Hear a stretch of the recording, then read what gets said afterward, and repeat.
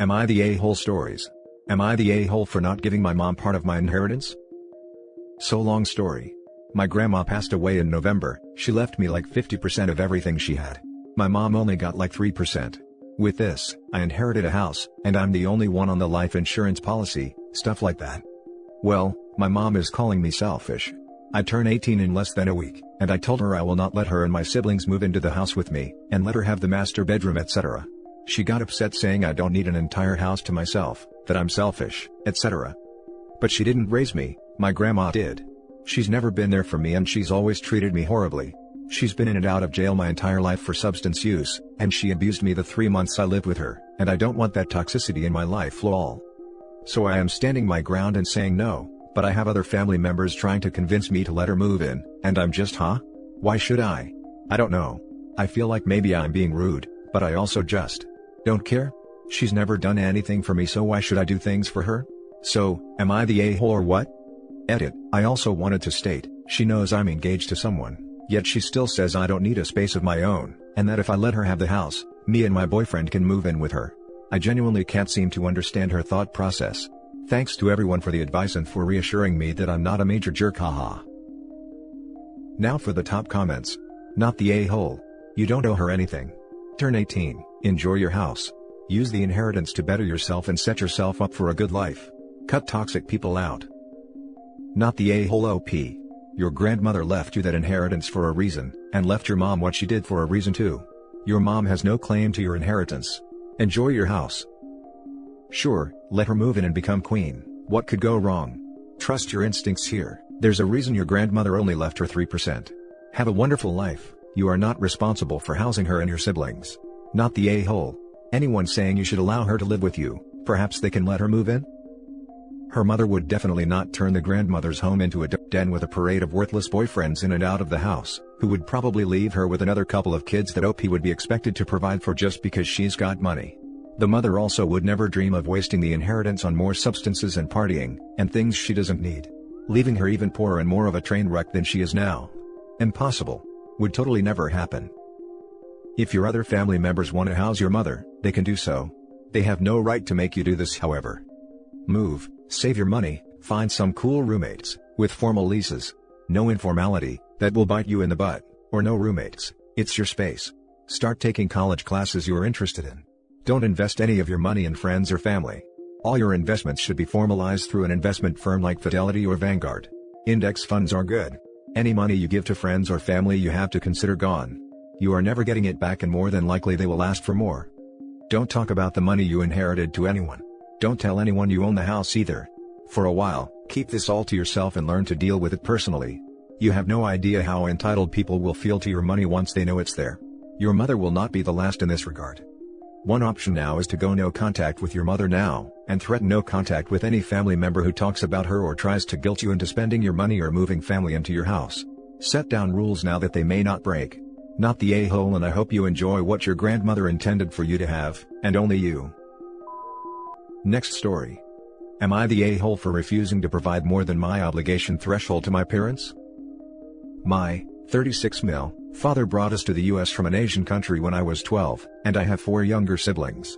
In our culture, the children are the parents' retirement accounts, so parents tend to invest in the children and then reap the rewards when they become successful adults and help the parents retire. My father and a couple of his friends came to the US around the same time in the late 80s. His friends have sons around mine and my brother's age. They all got the same jobs, but my father consistently earned more money than the other two. His 2 friends invested in their children's educations and provided a comfortable lifestyle for their wives and kids back in the old country. My father was more interested in buying land and trying new business ventures, so we lived relatively simple lives. That trend continued when we came to the US. We lived in relative poverty in the US while my father sent more and more money back home to buy properties. He said he was building his retirement and was going to move back to the old country and retire there when he was old. At the same time, his friends were working less and spending more time with their kids and investing heavily in their children's future, instead of building properties in the home country. We were in constant contact growing up and those kids had much better lives than us, going to private schools and getting allowances. My siblings and I would be lucky to get $50 for new notebooks and pencils at the beginning of the school year, let alone an allowance or access to private schools. My parents never went to parent-teacher conferences or ever checked our report cards. Despite all of that, My brother and I are now decently successful in our careers. The sons of his friends are just as successful. Since their fathers sacrificed so much for those guys' futures, they're financing relatively comfortable and lavish retirements for their fathers. My brother and I refuse to do the same, which means that my father can no longer keep up with his friends in terms of quality of life. My father's schemes and businesses and properties in the old country haven't amounted to anything much in terms of income, so my parents are now reliant on my brother and I for support. We only provide enough for them to cover bills and food. We refuse to buy them houses and cars in the old country and here, and finance multiple trips back and forth. My brother and I can afford it, but we refuse to provide more than our obligation.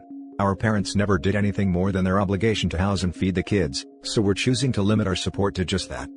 My father has taken to telling family that his sons have effectively abandoned him despite our ongoing support, so we've started to be honest when asked and say that he never provided anything more than the bare minimum, so we're choosing to do the same. His investments are in the old country. He can go back and get it from there. Are we the a-holes? Not the a-hole, you still support them, and despite your childhood you're successful. You and your brother worked hard for it, it's your money and your decision. Would decline any pleas for support explaining you need the money for your retirement. If he has a lot of land, then why doesn't he just sell it or move back? Would that be a decent sum of money? There's a long backstory and he refuses to sell anything. My grandfather was murdered when my father was 15 or so.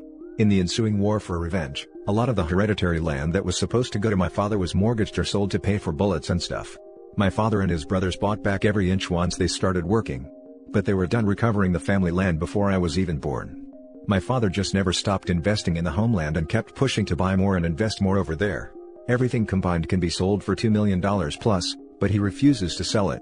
He starts talking about how he had to work in the coal mines to buy back the ancestral land. Which is true, but there's plenty of other things that is outside the ancestral land that can be sold, but he won't sell. Not the a-hole, what you sow, so shall you reap. Seems like an extremely applicable adage here. Give the minimum, get the minimum back. As for having abandoned him, seems like those support checks are unnecessary if you've abandoned him. The money's mostly so our mother doesn't have to suffer financial distress alongside him. Not sure how much money is your obligation, but tell him that can end quickly if he continues to complain. My brother and I pitch in $1,000 per month. He gets Social Security and some money from renting out his basement. Adds up to about $3,500 a month. My parents could live reasonably well off that. But he's still sending some money back to try and save his failing businesses in the old country. Now for the next story. Am I the a-hole for not returning a family heirloom? My 32 male, late wife, 35 female, has a large family and her family are very close. She was the oldest from 4 siblings, 33 female, 29 male, and 27 female, and we were child-free until our son. Her family have a treasured heirloom. It's an old silver ring with small detailed patterns all over it. It is very pretty. It traditionally is given to the firstborn child, my wife, who passes at their firstborn. A few years ago, our son, 4 male, was born, and while it was a very happy time, it was also sad. My wife had a health condition that affected her heart and carrying and giving birth to our son had made it worse. She was hospitalized for a while, but even when she came back, she was still weak. She had to quit her job and she looked after our son while I worked. She was unwell but she was very happy, she loved our son. She recently passed, and it was very hard on us. Before she passed, she gave the ring to our son. He wears it on a chain around his neck. He loves it and doesn't take it off since mommy went away. Yesterday, my mother-in-law called to check up on us. While talking, she asked about the ring and asked when would be a good time to pick it up. I was confused.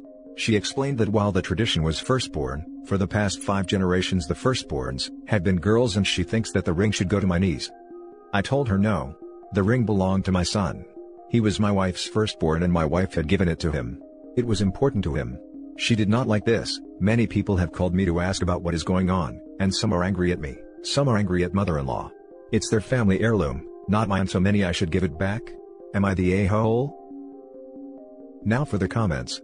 Not the a-hole, you are following the last owner of the ring's wishes and following their tradition. I am so sorry for your loss. Not the a-hole. This, nothing else needs to be said. OP, I sorry for the loss of your wife. May she rest in peace. I'm sorry for your loss too, OP, but in your shoes, I would never let my son wear his ring pendant necklace around his mother's family. Your son lost his mother, and your mother-in-law want to rip from his hands a treasured gift from her? No, scratch that. She wants you to rip it from his hands for her. I understand that mother-in-law is grieving, and I have seen in my own family what the death of child can do to a parent, But your son is grieving his own cruel and unimaginable loss. Only a ghoul would take that ring back from him. Not the a-hole. Not the a-hole. You married into your wife's family. Whether they like it or not, you are now their son, and your own child continues the family line. The ring stays with your son, and may it ever remind you both of his mother. Peace be upon you. Not the a-hole. Your wife followed tradition and chose to give it to her son. Her death is irrelevant in that. It is however highly inappropriate and quite frankly very sad that your mother-in-law is using your wife's death as reason to pull the heirloom from your son, and gift it instead to her niece. The tradition states firstborn child, not firstborn daughter. The gift from your wife to her son should be cherished as it's his gift from his late mother. Your mother-in-law should be ashamed of herself. Now for the last story. Am I the a-hole for potentially damaging my brother's relationship with his sons over college tuition? My 42 male brother, 40 male, are very different people. I'm a perpetually single gay actuary working for a large company, and my brother is your stereotypical blue-collar guy who worked his way up from a construction worker to a heavy equipment operator. Due to differences in our career paths and overall life paths, I have always had more money than my brother. I can tell the difference in our income sometimes bothers my brother since he has always had to struggle. He does make a nice living and his wife is a nurse, but we live in a high cost of living area, so a lot of their income goes to paying for housing and expenses, while I paid off my house and invest/save a significant portion of my income from my job. He has never once said anything to me directly, but he will make little comments like if I get a new car, I should be glad I can afford it because I don't have kids, etc. I don't mean to give the impression that my brother is a bad guy or anything, because for the most part, he is a total sweetheart and took my coming out, in the 90s no less, much better than anyone else in the family, and always stays involved in my life. I only give that information to provide a background of why this situation may have come to a head. My nephews are 14 and 16 and are getting to the age where they need to start planning college, and my brother has told them that he really can't give them much help with college except for the savings plan, $529, that he has for both of them, which have roughly $10,000 each. While the boys were over at my house last weekend hanging out, they were complaining to me about how they were going to afford college, and I was asking them where they want to go to school. Since they both are planning to go to school in state, I was thinking that the tuition for both of them wouldn't really be that bad, and I told them not to worry about it, I'd pay for it. Well, naturally they were ecstatic about it, but when they told my brother, he got upset with me and said I shouldn't flash my money around and make his kids feel like they can't rely on him, and instead need to run to their uncle for money. I apologized for offering that without telling him, but I told him I was not going to take the offer back because I love my nephews and want them to start their life out debt-free. So either he lets me pay for it directly, or I'll wait until they graduate and pay off their debt then. Regardless, they will be starting their adult life debt-free. We got into a huge argument about it and I feel like I may have really overstepped some boundaries here, but I am not backing down on my offer and kneecapping my nephews financially for my brother's pride. Am I the a-hole? No a-holes here. Your heart was definitely in the right place, and I commend you for being there for your nephews. It's clear your generosity struck a nerve for your brother and that may have set him off. Give it a few days and then try speaking to your brother. Disagree. The brother is an a-hole for objecting to OP offering to pay for his son's college. What did he want? For OP to say, "Oh sorry, I won't pay for it now," and then for his sons to go into massive debt? Not the a-hole. No a-holes here. I think your intent is wonderful, but your execution could have been a little better. You could have gone to your brother and said, "Hey, I love my nephews and want to contribute to their education fund," so it wasn't a direct tie in the kid's head to dad not having money and then boom, rich uncle swoops in and saves the day. That said, your brother shouldn't let his pride get the best of him. It's a generous and kind offer and he should know you well enough to know that you weren't trying to show off or show him up. Yeah, I clearly let my mouth get ahead of my brain. At this point though, it's not like I can take back the offer. I feel I'd be a bigger a-hole rescinding the offer. This is just simply a no-win situation now. No a-holes here. I agree you should have chatted with your brother first and I can see the hit to his pride. But I was the kid in this situation being poor with a rich auntie, except my parents were so proud they put a stop to it, and my auntie didn't want to upset my parents. You know what that achieved?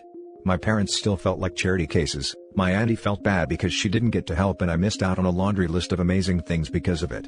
Vacations, money for a car, money for college, various things that would have made my life easier, computers, bikes, etc.